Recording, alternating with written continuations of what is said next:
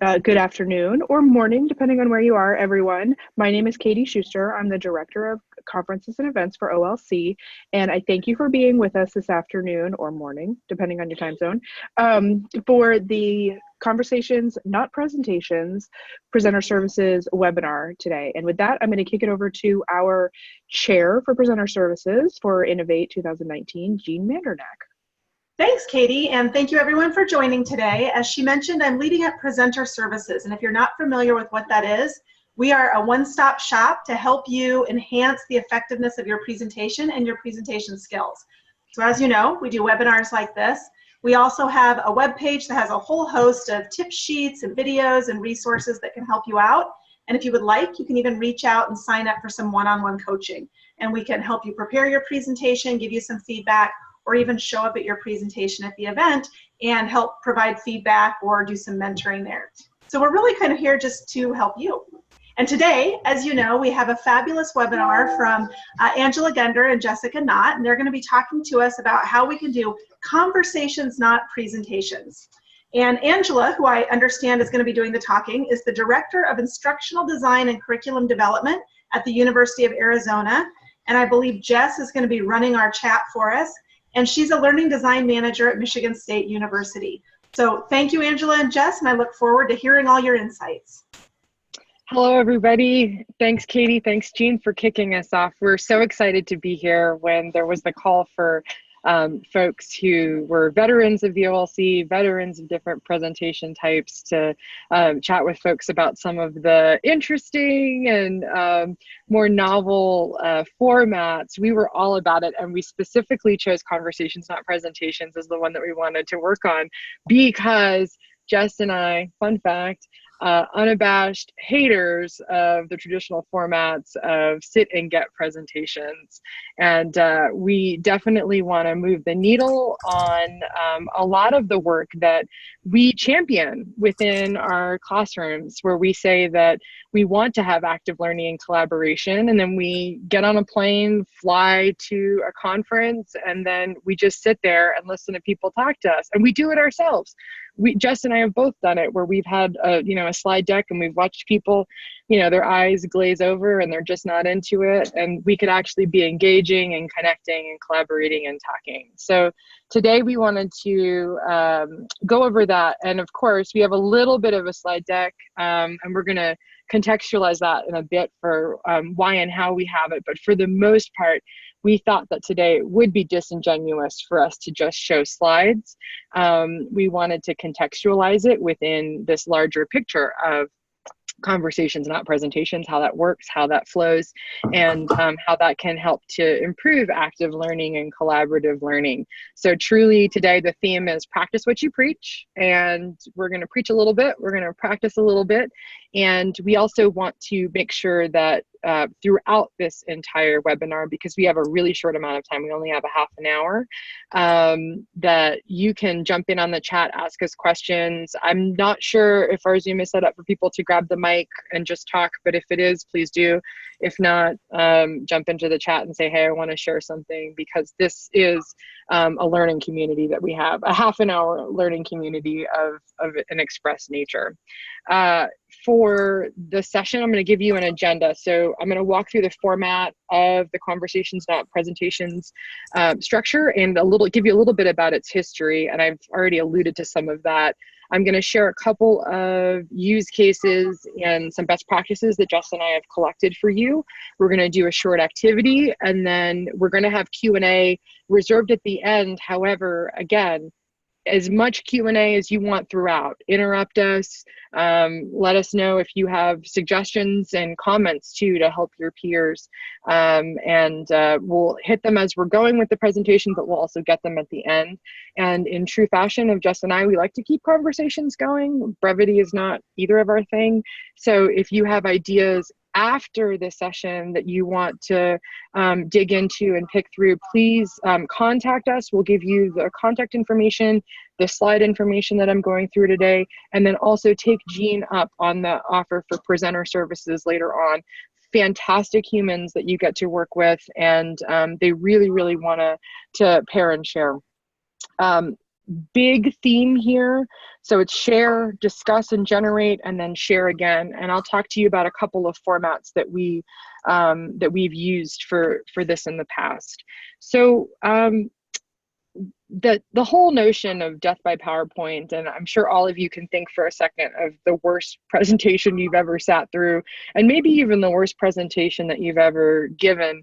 I would posit that quite often the struggle is that we're not finding ways to really connect to our audience and find out where they're from, where they're at, what they're looking to gain from this experience. The other thing that Jess and I talk about quite a lot is how presentations are typically structured as one person is the expert and they're sharing knowledge to a group in the room, as opposed to one person might be coming in with some expert knowledge, or maybe a lot of expert knowledge, but also ubiquitous questions and challenges that they want to answer. So this format of Conversations Not Presentations was born from this idea of, what if we flipped everything on its head? What if we made a space that was collaborative, where people were all contributing and they were all building knowledge together in the same space, and then the presenter becomes a facilitator of this experience. And that was the heart of it. It's been a format, it's had a couple of different names in past conferences, but this has been this idea, and we see it at more and more conferences, of us just sort of shifting into this constructivist mode that we, again, talk about teaching in this way, but we're not necessarily presenting in this way. So I am going to switch out of the slide deck. Give me a second, let me transition. And nothing is precious. You can see my whole desktop and all of that goodness. And I wanted to walk you through 2 use cases in particular that I had. And as I do it, I'm going to give you some tips and tricks that that we think are really important for you to implement as you're working on structuring your Conversations Not Presentation, and also as you're doing it on the fly, if you need to make tweaks and changes. A lot of these tips are things that will help you keep all of that in mind. So 2 instantiations of this sort of collaborative format, and both of them are larger than that short amount of time that you have for that 45 minutes. But I have some artifacts that I think will be really helpful for you to see how it works. One was the Community College Summit, which we've run, I believe, 3 times now. That was structured such that there were lightning talks that speakers would give, and then afterwards groups would break up, and prompted by the themes that came up in the lightning talks, they would go and answer questions within a collaborative document. So, and I will give you all of these links so you can kind of pour through them. It was a very big group. We had 20 tables. I think it was about 200 people in the room. And we gave them a lot of structure within this Google Doc. So everybody was in this space. And it served a dual function of giving folks the agenda so they would know exactly what they needed to do at any given time. And then it would also allow them to have this artifact of all of the knowledge that was generated and collected. So we use this document as an anchor for a lot of different pieces of the presentation. And I would say that this formula of a brief didactic, so maybe it's 5 minutes of talking, and that's really hard sometimes to cram that in and get that in. But then having a concrete prompt that you give people afterwards, then you break folks out to do work with some sort of scribe at the table that's doing that writing, and I'll talk about scribes in a little bit. And then you make sure you leave time for the reflective piece as a whole. So make sure that you honor people's work that they've done in those small breakouts so that they can, share that knowledge with other people in the room, build knowledge, and help make that connection with one person in one group and another person in another group that might be fighting and struggling with the same challenges at their institution. You've now been a broker of that connection, and they can go on to do work beyond that session, which is one really powerful benefit and asset of this presentation format. When people are in those breakout sessions, I think one of the really important things is that you have given them a good prompt so that they can get going and get working, but you have to be on call for them. So you have to walk around the room and actually check in with the tables and talk to them and chime in. you also, I mean, lead with kindness and just, you know, remind people that, yeah, this could be a little bit muddy. It might be a little bit ambiguous right now, but you want to give them ways to feel comfortable. And I say too, I mean, like, it takes nothing for you to bring a bag of candy and like throw some chocolates, you know, pass out chocolates around the table as you're going around and talking to folks. That'll let people sort of ease up and feel like this is a comfortable and collaborative space for them to work into. So ultimately, one of the first big tips that we want to give you today is make this all about people and participation. So all of the things that you do are structured around that notion. There is nothing I won't do for chocolate, Angela. And also, some of the feedback we've gotten from people in regard to these Google Docs is that it gave them a voice in ways that they were very comfortable with. Think about yourself, think about the people you work with, who's really very comfortable speaking up in a big room. So these Google Docs gave people a way to share their ideas in a way that wasn't maybe quite so intimidating to them. All about the people. So everybody has learning preferences, right? And they have different ways that they want to contribute. And I want to skip down a little bit you know, from the 6 points that I'm going to share with you to this one about providing accessible resources. And maybe Jess, you could talk a little bit about accessibility and inclusion in this particular environment. What are some ways that folks can actually make sure that they're building an environment that allows everybody to participate in an equitable way? Was that you asked me to do it now? Yes. A plus. I'm on it. I'll even turn on my camera. So accessibility is important in these spaces because they do tend to be more conversational. In some of these rooms, you'll have virtual participants who are joining in different ways. We've had people ask friends who are at the conference to Zoom them into different sessions so that they can see what's going on. When it comes to accessibility, it really is a matter of making sure you have multiple ways to deliver your content. So make sure that if you're using an image on a slide and referring to that image, that you describe what you're showing, especially if it's a key to the conversation that you're having with people. Also, if there's a microphone in the room, please do use that microphone. There are people, including myself, people don't necessarily know this, but I'm deaf in an ear. So when I'm in a room full of people and there's a lot of noise going on and conversation, it can be hard for me to focus on the presenter. So the microphone does help amplify that, and it helps people, you know, participate a little better because they know what they're talking about.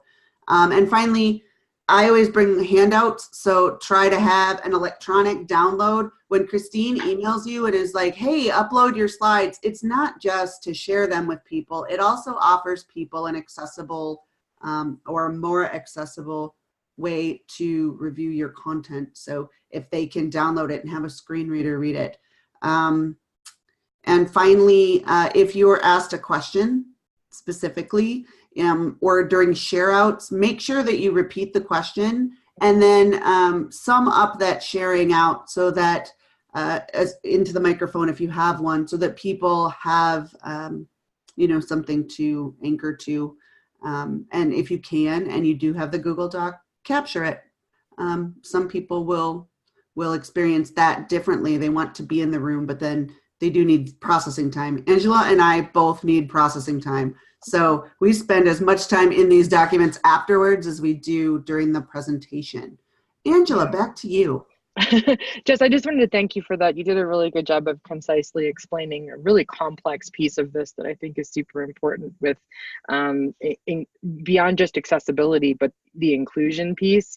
And I want to champion this notion of just because it's not presentations doesn't mean it's not slides. The intent is that you're not just talking from a slide deck, that you're actually engaging people in a conversation, but a couple of well-placed slides that anchor the presentation with the prompts, the agenda, reminders, all of those are super important. So make resources available, make them accessible, and feel free to give them to people beforehand. I think the more time folks have, the better, and certainly give it to them after. When you're thinking about writing the prompts out for your presentation and the activities that you're coming up with, you really are structuring a conversation, and that can be challenging to give people something big enough to chew on in order to figure out how to keep that conversation going. So one technique that Jess and I like a whole lot is to think about a big challenge in particular, and then you can break it into chunked questions that you want people to answer. So it's almost like coming up with like a big outcome or a driving question for your session, and then think about how you would scaffold people in order to get them through the process of coming to some sort of idea or consensus or ideation that would help to answer that driving question. And it doesn't necessarily have to be prescriptive in terms of how you get them there, but there are some good tools that can kind of guide you along step by step. So using a design thinking process, you have the five steps within there, and you can take the first 3 steps of the design thinking process and guide people through that in a session. That's a really easy way to sort of chunk things out. Another way to do that is if you just Google design sprint, and I'll share these links to both of these things with you. Again, that's a process that guides people through ideation and coming to consensus about ideas in a very short amount of time. So there's your structure. They basically built that for you already. All you have to do is plop in a question. And if you even struggle with that question, I mean, these are the kinds of things that you can crowdsource beforehand. Make Twitter your friend, make your colleagues within your office your friend, and crowdsource some ideas of questions that you could potentially bring to that group beforehand that they could dig into in either of those formats. We do talk a lot about collaborative technology. Here I have 2 examples of Google Docs that have allowed us to work on brainstorming together and working together. This one is for a workshop that Jess and I did with some of our other colleagues about this idea of the hero's journey. And because we were talking about heroes and avatars and things like that, we called it a spell book. So you can have fun with these things too. And then within this spell book, we did give the agenda, but we had collaborative notes so people could identify themselves and we could get to know them a little bit better within the document. We have a Kwl chart. So if those of you are familiar with this from usually K-12 teaching, these work super well in these types of sessions. Like, quickly gauge the knowledge in the room. Like, what do people currently know? Have them collaborate on that column and just type it in. And then what do people want to know? And based on what information they give you quickly in the beginning, I mean, this should take 5 minutes or less, honestly, for people to fill these 2 things in. You can tailor the rest of the presentation to that final piece that they'll reflect on at the end to fill in what have they learned. You'll notice in this one, we didn't have that column filled in. It was because we spent so much time reflecting in person that we didn't capture it for that last piece electronically. And that's another hint. I mean, really read the room. If they're feeling like engaging face-to-face and you're just having a natural conversation, go with the flow with that. Just make sure that you circle back and you reflect on all of the notes that are captured here. So Google is one collaborative technology. Another one that we like that we're going to use in just a second is Padlet. And certainly Twitter is great too if you want to establish a hashtag for your session and then use that hashtag to gather information. That's a really great way to go. Now Twitter, and even any of these other tools that can be daunting, the amount of content that you're generating, especially if you have a room that has, 30 people in it that are all contributing all at once. So one of the biggest tips that I could offer you is when you're getting ready for your session, try to stack the audience with allies. So think about people that are going to be at the conference and say, hey, I'm doing this session at this particular time. I don't need too much from you, but if you would come and for the collaborative piece, maybe help me with note taking at one of the tables. So you have a couple of tables already sat with folks that know the gist of what you're doing. Maybe they don't know your presentation specifically, but they're ready to help out and contribute with the note-taking duty. So you can take a step back and feel like, okay, I have the room to help facilitate this conversation. I have the room to help troubleshoot and mitigate if people are stuck. We're good. We're totally good. And I am shameless about conscripting my friends to take part in sessions like this, but also I make friends really quickly when I'm in a room. So you as the presenter, when people are coming in, just chat with them and say, hey, can I ask you a favor? Could you help me with this? Most people are not going to say no. They'll be too scared to say no to you, to be honest. And then once they're doing this activity, it's going to be more meaningful to them because they're taking an active participatory role in the session. I want to bring up, it's very important to note what Angela just said. I mean, some of you may be coming to the conference for the first time. Some of you may be walking into a room where you know no one, and that's okay. Some of the friends and colleagues that Angela and I have made, we've made in our sessions just by asking them to participate and be active with us. So don't feel like if you don't know anybody right away that that's a roadblock to the things you need to do. I have had I present all the time. I scribe for Angela all the time. But in that time, I think I've had somebody say, no thanks, maybe twice. And that was cool. I was just like, cool, enjoy the show. And then, went on to the next person. I don't think I've had anybody ever tell me that, but maybe I'm a bully. And folks are scared. I don't know. But yeah, there's still time. No, I'm respectful of folks, if they're like, I'm not really comfortable with doing this. Actually, you know what, I have had this, some people say, I wasn't planning on being on this session for a long time, so I can't really do the scribe duties. Totally fine. You make people feel good, you keep it moving. And that tends to work really, really well. I've also had people that haven't been able to help out, and again, very rarely, they come out and help out for other things later. So it's really just that human communication of, this is not a sage on the stage experience. This is not just me talking to you. We're all here together. We're all here to help. Let's make the most of this time. And there are different ways that we may all contribute. So without any further ado, and I will do a recap of all of those tips. We're going to consolidate all the tips that have been coming in the chat, but I wanted to do a bit of an activity with us. First, I'm going to drop this URL in the chat for you. Actually, I may have Jess do it. Well, I'll see if I can do it. But I'm going to drop this URL in the chat. We're going to do a little bit of a collaborative activity together. Oh, great, Jess, perfect. So if you could drop that in the chat for everybody, and I'll have you meet me on Padlet. Just a show of digital hands. Can you just write yes or no in the chat if you've written or if you've used Padlet before? Sorry, I was distracted by Jess's. Okay, got some no's, some yeses.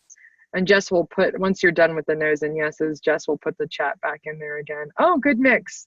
So for those of you that have never used it before, it's a digital whiteboard tool. It actually allows you to bring in all sorts of content. Not just text. We're going to do text today, but people can drop video, images, audio onto this open whiteboard space. And they have some kind of neat ways that you can have the little squares sorted on the Padlet. I chose donuts because I was already talking about sweets, and you want to set the stage for informality and collegiality, and what's more collegial than a donut. So what we're going to do is we're going to talk a little bit about where we're at with this notion of conversations, not presentations. And I'm going to give you 3 prompts. So after each prompt, you can go ahead and I'll give them to you relatively quickly because we have about 6 minutes left, and I want to leave time for vocal question and answer too. But go ahead. You can, if you're at the Padlet, you should just be able to double click on the space right here.